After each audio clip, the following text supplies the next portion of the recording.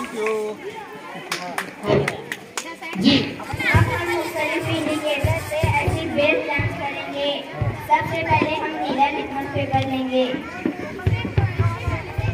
उसको नींबू के रस में डुबो कर देखते हैं। आप देख सकते हैं ये रेड कलर में तब्दील हो गया, यानी नींबू के रस में एसिड मौजूद है। अब हम लाल लिटमस पेपर लेंगे, उसको डिटर्जेंट पाउडर में डुबो कर देखते हैं। आप देख सकते हैं ये नीले कलर में तब्दील हो गया, यानी डिटर्जेंट में बेस मौजूद है। अब हम पीएच पेपर से टेस्ट करेंगे। पीएच पेपर को इमली के रस में डुबोकर देखते हैं क्या तब्दीली आती है। आप देख सकते हैं ये रेड कलर में तब्दील हो गया, यानी इमली के रस में भी एसिड मौजूद है। अब पीएच पेपर को लक्स सोप में डुबोकर देखते हैं। ये आप देख सकते हैं ये ब्लू कलर में तब्दील हो चुका है, यानी लक्स सोप में बेस मौजूद है। अब हम चैनलोज इंडिकेटर लेंगे, इसमें हाइड्रोक्लोरिक एसिड डालेंगे।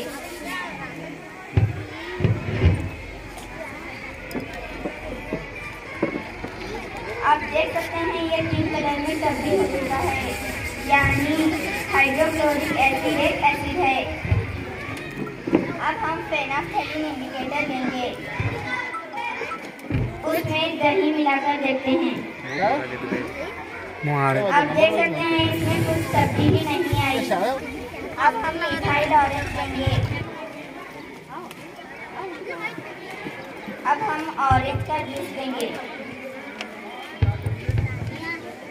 आप देख सकते हैं ये रेड कलर में तब्दील हो चुका है, यानी ऑरेंज में एसिड मौजूद है। अब हम सोडियम हाइड्रोक्साइड लेंगे,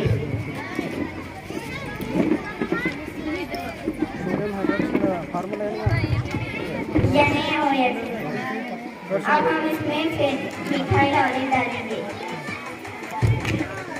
आप देख सकते हैं ये येलो कलर में तब्दील हो चुका है, यानी NaOH में बेस मौजूद है।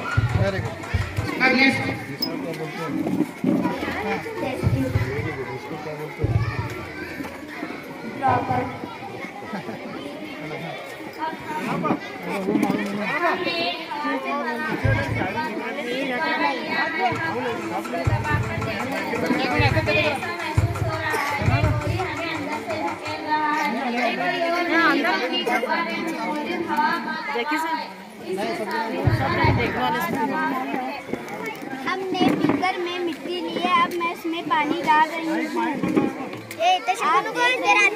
बुलबुले नजर आ रहे हैं, ये बुलबुले क्या हैं? मिट्टी में मौजूद हवा जो बुलबुलों की शक्ल में निकल रही है, इससे साबित होता है कि मिट्टी में भी हवा पाई जाती है। हमने बीकर में पानी लिया है, अब इसे गर्म करते हैं। बीकर के तय में आप बारी बारी बुलबुले देख सकते हैं। ये कुछ और नहीं बल्कि पानी में मौजूद हवा है जो बुलबुलों की शक्ल में नजर आ रही है, इससे साबित होता है कि पानी में भी हवा पाई जाती है।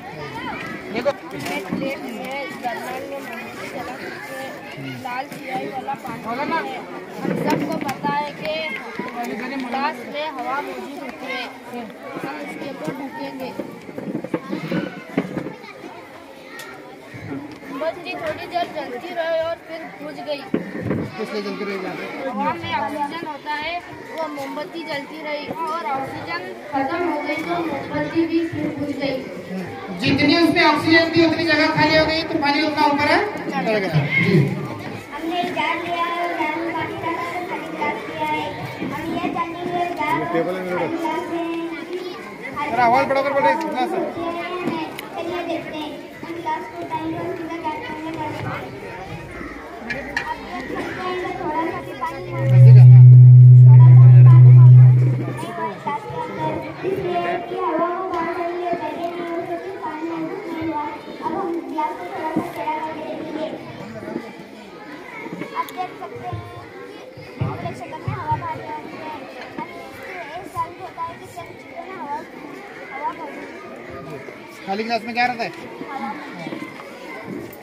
हमने एक प्लास्टिक की बोतल ली है, इसके मुंह लेकर उसके मुंह को दबा गुब्बारा बन गया है। अब हम इसको गर्म पानी में डालकर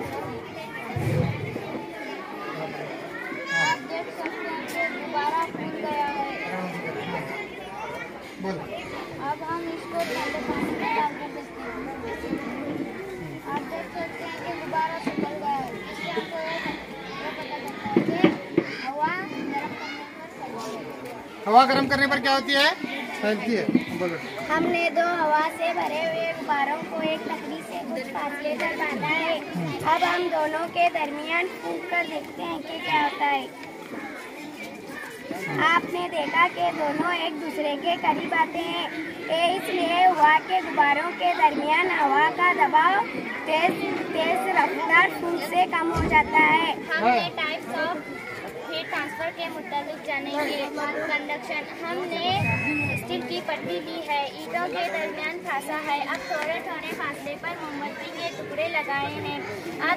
अब पट्टी के किनारे मोमबत्ती को गर्म कर देखते हैं। आप देख सकते हैं इसके करीब वाला टुकड़ा पिघल कर गिर रहा है। पहला टुकड़ा पिघल कर गिर गया, इसी तरह दूसरा टुकड़ा भी पिघल कर गिरेगा। दूसरा टुकड़ा भी पिघल कर गिर गया। इसी तरह धूप में हरारत गर्म सिरे से ठंडे सिरे की तरह बहती रहेगी तो तमाम टुकड़े पिघल कर गिर जाएंगे। इसी को कंडक्शन ऑफ हीट कहते हैं। कन्वेक्शन, हमने ब्राउन बॉटम जगह से साइड हो जाओ। अब पोटेशियम परमानेंट का एक क्रिस्टल डालते हैं। ये पर्पल कलर का नजर आ रहा है। ये क्या है? ये लैंप के करीब वाला पानी जो ऊपर की तरफ होता है, फिर इसकी जगह ठंडा पानी नीचे ले लेता है, फिर वो भी गर्म हो जाता है, फिर इसकी जगह ठंडा पानी नीचे ले लेता है।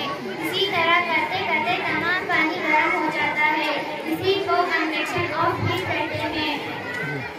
रेडिएशन, सूरज की छांव किसी भी चीज का गर्म होना रेडिएशन ऑफ हीट कहते हैं। एडवेक्शन, हमने मोमबत्ती के ऊपर जो गर्मी महसूस हो रही है वो कन्वेक्शन की वजह से है, लेकिन मोमबत्ती के बाजू जो थोड़ी सी गर्मी महसूस हो रही है वो हवा की हरकत की वजह से है। इसी को एडवेक्शन ऑफ हीट कहते हैं। जी, वेरी गुड। अब हम स्टार टेस्ट करेंगे। इसके लिए हमने आयोडीन टिंचर दिया है। आलू और मूंगफली, जवार, गेहूं पर स्टार आयोडीन टिंचर के चंद कतरे डाल देंगे। आप देख सकते हैं कि जवार में स्टार्च मौजूद है। अब नीला नजर आ रहा है। अब गेहूं में आप देख सकते हैं कि गेहूं में भी स्टार्च मौजूद है। जिनमें भी काला या नीला रंग नजर आ रहा है उसमें स्टार्च मौजूद है, और जिनमें भी काला या नीला रंग नजर नहीं आता उसमें स्टार्च मौजूद नहीं है। आज हम सिंपल सर्किट लिया है और एक बैटरी लिया है, 3 वायर के टुकड़े लिए हैं और एक लोहे की पट्टी ली है। अब हम इस लोहे की पट्टी को टेस्ट कर देखेंगे। आप देख सकते हैं सर्किट मुकम्मल हो रहा है, बल्ब भी रोशन हो रहा है। हम इसको हटा दें तो सर्किट मुकम्मल नहीं होता, बल्ब भी रोशन नहीं होता। अब हम सिंपल सर्किट तैयार किया है। कंडक्टर्स और इंसुलेटर्स जाएंगे।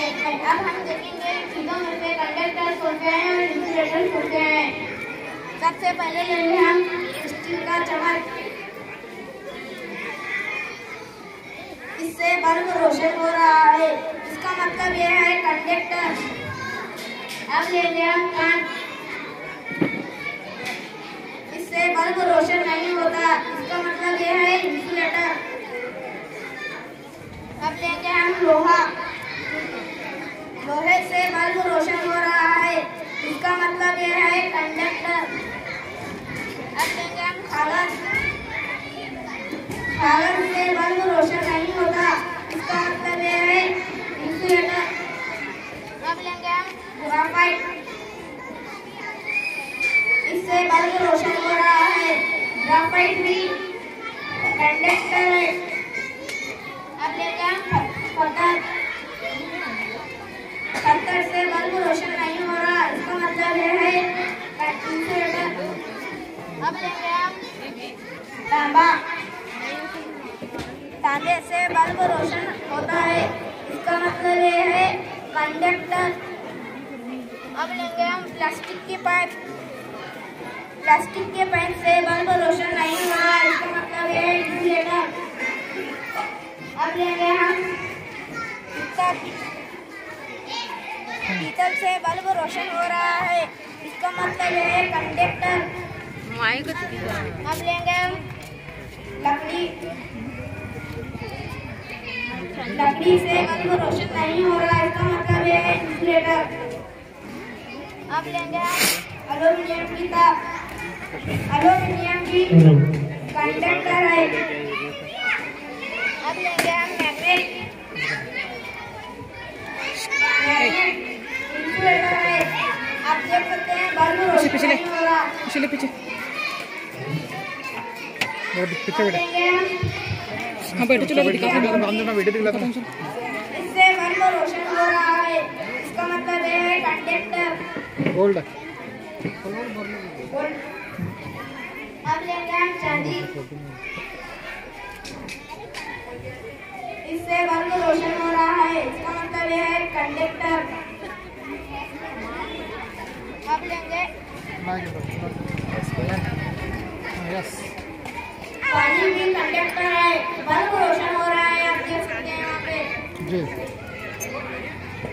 प्योर वाटर में नहीं होता, मिक्सचर वाटर में होता। हाँ, हमारे जिस्म भी कंडक्टर है, बल्ब रोशन हो रहा है, आप देख सकते हैं।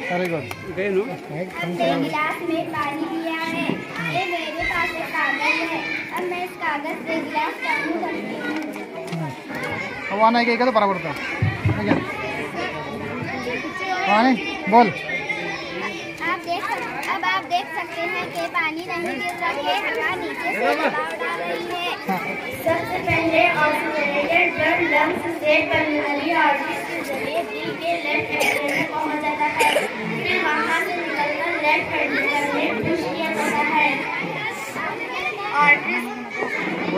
आर्टरीज के जरिए जिस्म के तमाम ऑर्गन्स तक पहुंच जाता है। यहाँ पर एरोबिक रेस्पिरेशन के नतीजे में कार्बन डाइऑक्साइड खारिज होती है और खून भी ऑक्सीजनेटेड ब्लड बन जाता है। फिर वेंट्स के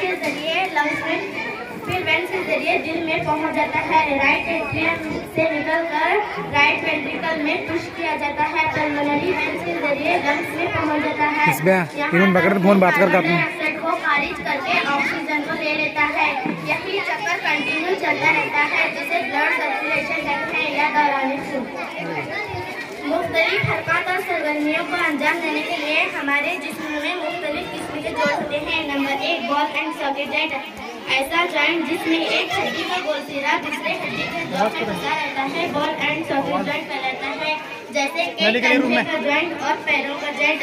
नंबर 2 मखसूस जोड़, वो जोड़ जहाँ हमारी गर्दन और सर एक दूसरे के साथ जुड़े होते हैं मखसूस जोड़ कहलाते हैं। नंबर 3 फिक्स जॉइंट, ऐसे जॉइंट जिनकी हड्डियां हरकत नहीं कर सकती फिक्स जॉइंट कहलाते हैं, जैसे कि स्कल। हिंज जॉइंट, ऐसे जॉइंट जिन पर हड्डियां सिर्फ आगे पीछे की तरफ हरकत करती है हिंज जॉइंट कहलाती हैं, जैसे कि हमारी कोहनी का जोड़ और घुटनों का जोड़। इसके अलावा rib cage, backbone, pelvic bone, हथेली की हड्डियां, पंजों की हड्डियां। ये तमाम का इसके ऊपर हमने 2 पौधे लिए हैं, एक आम का पौधा और दूसरा मक्खी का पौधा। आम के पौधे की जड़ जो बड़ी और लंबी नजर आ रही है एक टैपरूट है, और मक्खी के पौधे की जो बारीक बारीक ज्यादा तादाद में जड़ें नजर आ रही है एक फाइबर शूट है। अब आपके पत्तों की जो जालीदार तरतीब नजर आ रही है रेटिकुलेट रेशम है, और मक्खी के पौधे की जो मुतवाज़ी तरतीब नजर आ रही है ये पैरेलल रेशम है। गौर करने पर पता चला कि जिन पौधों की तरतीब रेटिकुलेट होती है उनकी जड़ें हमेशा टैपरूट होती हैं, और जिन पौधों की तरतीब पैरेलल होती है उनकी जड़ें हमेशा फाइबर शूट होती है। इस तरह बगैर जड़ों को देखे सिर्फ पत्तों को देखकर हम जड़ों के किस्म पहचान सकते हैं। इसमें एक तरह की पौधे के कुछ पत्तियों तक पानी की अब आप देख रहे हैं कि किनारों पर पानी के कतरे नजर आ रहे हैं। ये पानी कहाँ से आया है? पत्तों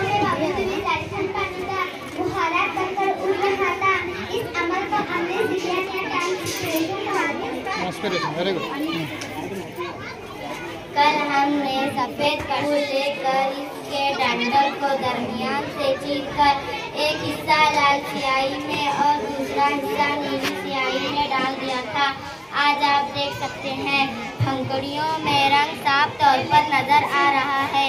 ये कहाँ से आया? डंडल ने इस स्याही को खींचकर पंखुड़ों तक पहुँचाया है। इससे साबित होता है कि तरह पानी का असर करता है। हमने दो हवा से भरे हुए गुब्बारे हैं। हमने एक लकड़ी से बांधा हुआ है। आप देख रहे हैं कि हवा से भरा हुआ गुब्बारा झुक गया। इससे साबित होता है कि हवा वजन रखती है। आज हम फूल के बारे में जानेंगे।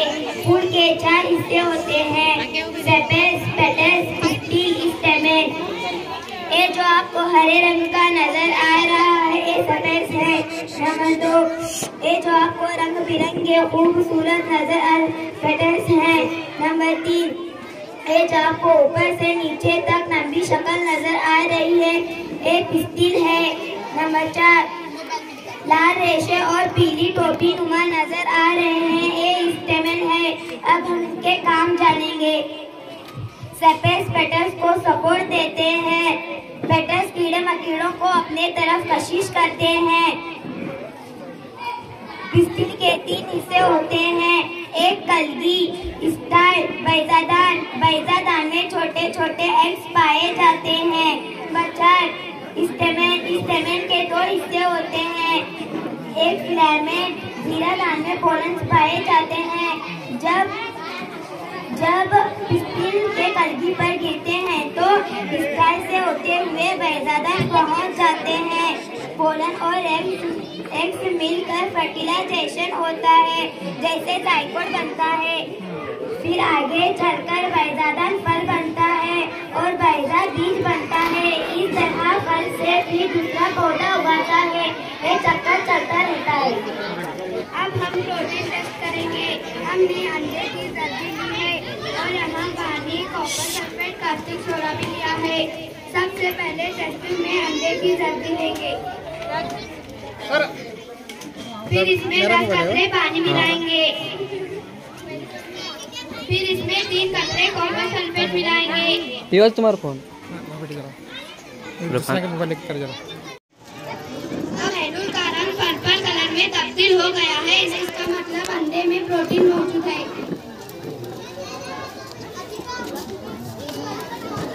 हम एक केमिकल रिएक्शन करने जा रहे हैं। हमने 2 फ्लास्क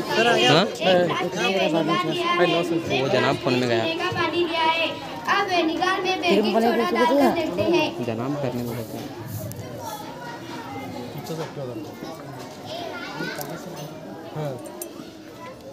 आप देख सकते हैं कि एक गैस निकल रही है। ये गैस कार्बन डाइऑक्साइड है, जिसको चूने के पानी से गुजार कर देख सकते हैं। तो कार्बन डाइऑक्साइड चूने के पानी को दूधिया बनाती है। सफेद दूधिया रोशनी के साथ जल रहा है। ये जो सफेद दाग है वो ऑक्साइड है।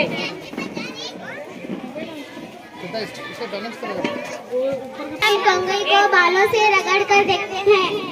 बताइए इसका क्या बताइए आगे इसका।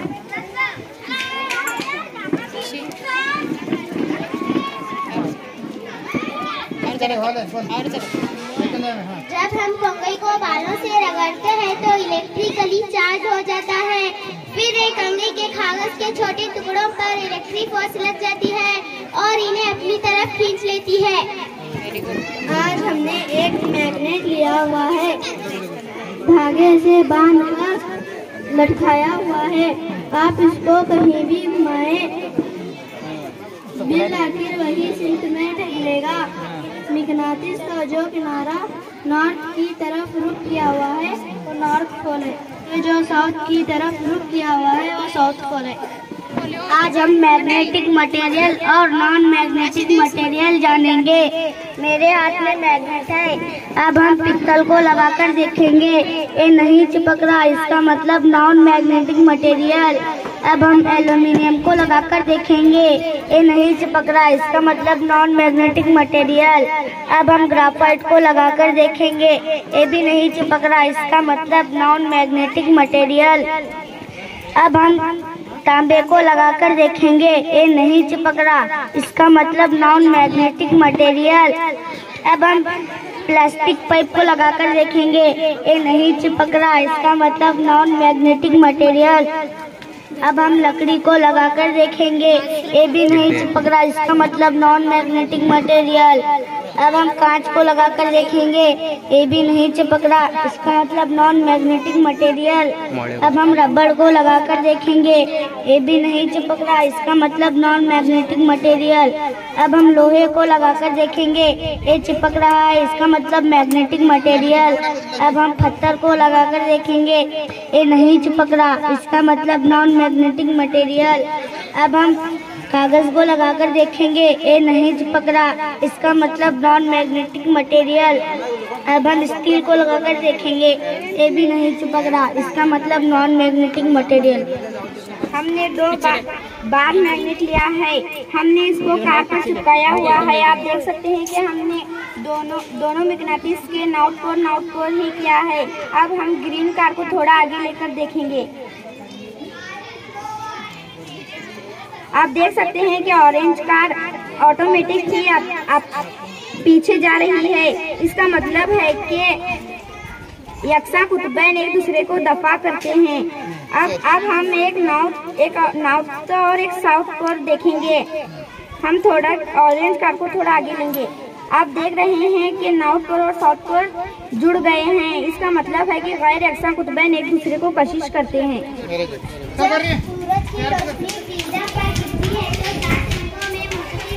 हो जाती है violet, indigo, blue, green, orange, red, जिसको हम प्योर लफ्ज से याद रख सकते हैं। इसी को डिस्पर्शन ऑफ लाइट कहते हैं। अब मैं सूरज की रोशनी को मैग्नीफायर से कागज के एक ही नुक्ते पर इसका मतलब तो देखिए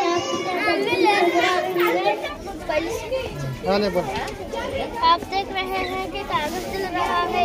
हाँ, एक कागज तो जल रहा है। सूरज के शआए हरारत की शआए होते हैं। जब एक ही जगह मरकूज करती है तो ज्यादा हरारत की वजह से कागज को जलाती है। कोई ज़मीनी जानदार को देखने के लिए हम माइक्रोस्कोप का इस्तेमाल करते हैं। ये जो आपको ईंटों की तरह तरतीबवार जुड़े हुए शक्लें नजर आ रही है, ये प्लांट सेल्स है और दरमियान में जो नुक्ता नजर आ रहा है ये मरकज है। ये प्लांट सेल्स है। आप देख सकते हैं कि हमने सीढ़ी को कतार पे खड़ा किया हुआ है। एक तरफ हमने मोमबत्ती जलाई है।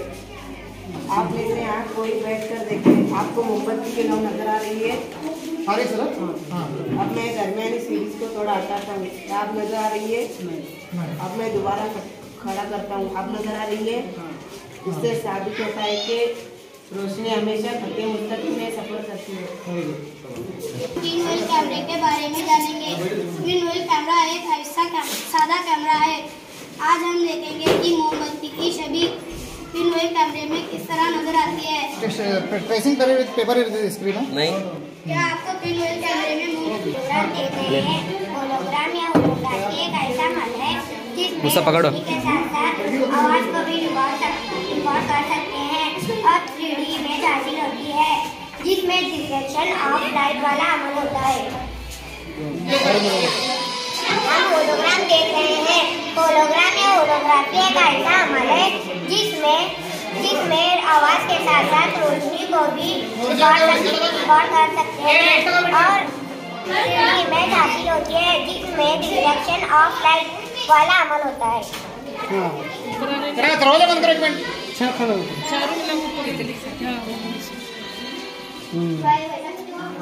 ನೋಡಿ ಸರ್ ಅಷ್ಟೇ ಅದು ಫ್ಲೈ ಬಟರ್ಫ್ಲೈ ನಾಲ್ಕು ಕಾರಣದಿಂದ ರಿಫ್ರಾಕ್ಟ್ ಆಗಿ हमने कॉपर सल्फेट का मॉड्यूल बनाया था, फिर उसमें एक लोहे का मेघ डाला था। आप देख रहे हैं कि लोहे का मेघ कॉपर सल्फेट के साथ तामुल करता है तो कॉपर को अलग करके लोहे का सल्फेट बनाता है। आप देख सकते हैं कि लोहे के मेघ के अतराफ भूरे रंग का मादा नजर आ रहा है, यही कॉपर है। इस अमल को हटा तामुल कहते हैं। डिस्प्लेसमेंट रिएक्शन है। एक कॉन्केव मिरर है। इससे बनने वाली इमेज रियल, इमर्सिव और साइज में ऑब्जेक्ट से छोटी होती है। ये आपको नजर आ रही है। Concave mirror real image, convex lens real image. अब ये कॉन्वेक्स मिरर है। एक कॉन्वेक्स मिरर है। इससे बनने वाली इमेज वर्चुअल, इरेक्ट और साइज में ऑब्जेक्ट से छोटी होती है। एक आपको नजर आ रही है। एक कॉन्केव लेंस है। इससे बनने वाली इमेज वर्चुअल, इरेक्ट और साइज में ऑब्जेक्ट से बड़ी होती है। जो रोशनी को अपने अंदर से निकलकर पर गुजरने देती है और शफाफ फैलाती है, जैसे कांच का गिलास, पानी, फैसिलिटी, स्केट, हवा वगैरह। ऐसे शब्द जो रोशनी को अपने अंदर से दूसरी तौर पर गुजरने देती है और शफाफ फैलाती है, जैसे परफ्यूम, गैस, बर्फ, पेपर, ऐसे शब्द रोशनी को अपने अंदर से मुकम्मल तौर पर बिल्कुल गुजरने नहीं देती और शफाफ बनाती है, जैसे लकड़ी, पत्थर, काशीद वगैरह। हमने एक प्लेट मिरर लिया है। इसके सामने एक चश्मा रखा है। इस पर तितली खाने में हमने सितारा रखा है। आप अंदर खाने जोर से बोल, जोर से। तितली खाने में ही अपना टेंट पर नजर आ रहा है। लाइट भी सेम नजर आ रहा है, लेकिन जब राइट हैंड ऊपर करती हूँ तो इमेज का लेफ्ट होता है और जब मेरा अपना लेफ्ट हैंड ऊपर करती हूँ तो इमेज का राइट होता है। क्या बोलते हैं ये जो लेफ्ट और राइट जो बोलते हैं, जब हम ये लेफ्ट उठाते हैं तो राइट दिखता है, अंदर क्या राइट दिखे तो लेफ्ट दिखती है। तो क्या बोलते हैं, क्या ऐसे नाम क्या है? पहलू बदल। पहलू बदल, ठीक है। दूसरे से मान यहाँ पकड़ना है, बोल। हमने एक स्क्वायर हाउस को लेकर इसमें 4 प्लांट्स मिरर लगाए एक दूसरे के आमने सामने रखे हैं। अब हम एक लेजर लाइट मिरर पर छोड़ कर देते हैं। एक लेजर लाइट रिफ्लेक्शन होकर दूसरे मिरर पर पड़ती है, फिर वहां से रिफ्लेक्शन होकर तीसरे मिरर पर पड़ती है, फिर वहां से रिफ्लेक्शन होकर चौथे मिरर पर पड़ती है। इसको मल्टीपल रिफ्लेक्शन ऑफ लाइट कहते हैं। महाव्य करेगा। मैं लेजर लाइट से इसके ऊपर छोड़ रहा हूँ। आप देख सकते हैं कि प्रिज्म से पास होते हुए लेजर लाइट मुड़ जाती है। इसी को रिफ्लेक्शन ऑफ लाइट कहते हैं। आप जो ऊपर देख रहे हैं और रिफ्लेक्शन ऑफ लाइट है। तो अब यहाँ पर आपने जो एग्जीबिशन देखा तो आप देखते होंगे कि हाई स्कूल के बच्चे भी इतने एक्सपेरिमेंट नहीं करते, फिर भी अल्हम्दुलिल्लाह हमारे बच्चे जो है उसमें नई एक्सपेरिमेंट किए हैं। तो जो हवा के दबाव के वगैरह हैं, ये पहली दूसरी का एक्सपेरिमेंट है अल्हम्दुलिल्लाह, वो भी हमारे बच्चों ने किया है। तो आप दुआ करते रहें कि अल्लाह ताला यूं ही हमें तरक्की अता फरमाता रहे और इन बच्चों को इस गाँव का नाम रोशन करने का जरिया बने। ये करेंगे इंशाअल्लाह।